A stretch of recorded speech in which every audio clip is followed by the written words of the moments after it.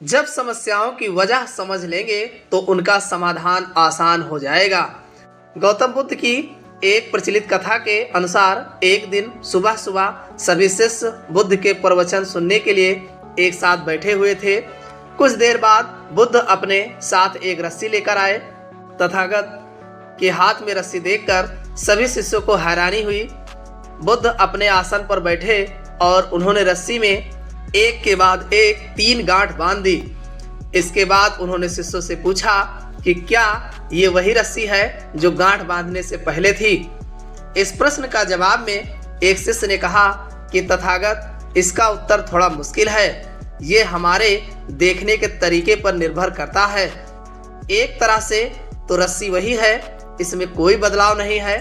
एक अन्य शिष्य ने कहा कि अब इसमें 3 गांठें लगी हुई हैं जो कि पहले रस्सी में नहीं थी, इसे बदला हुआ भी कह सकते हैं। कुछ शिष्यों ने कहा कि वास्तव में मूल रूप से रस्सी वही है लेकिन बदली हुई दिख रही है, लेकिन इसका मूल स्वरूप बदला नहीं है।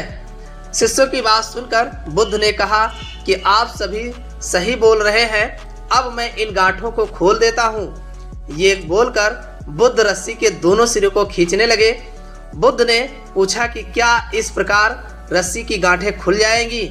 सभी शिष्यों ने कहा कि नहीं, ऐसा करने से तो गांठें और ज्यादा कस जाएंगी, इन्हें खोलना और मुश्किल हो जाएगा। बुद्ध ने कहा कि ठीक है, अब एक अंतिम प्रश्न, इन गांठों को खोलने के लिए हमें क्या करना होगा। शिष्यों ने कहा कि हमें इन गांठों को ध्यान से देखना होगा जिससे हम जान सके कि इन्हें कैसे लगाया गया है।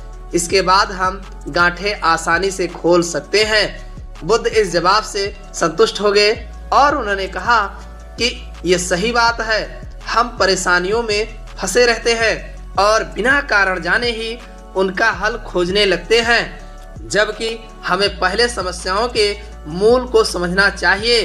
जब समस्याओं की वजह समझ आ जाएगी तो उन्हें सुलझाना बहुत ही आसान हो सकता है। बुद्ध की कहानी कैसे लगी कमेंट करके जरूर बताइएगा और चैनल पर नए हो तो सब्सक्राइब कर लीजिएगा। वीडियो को लाइक न किया हो तो लाइक अवश्य करिएगा।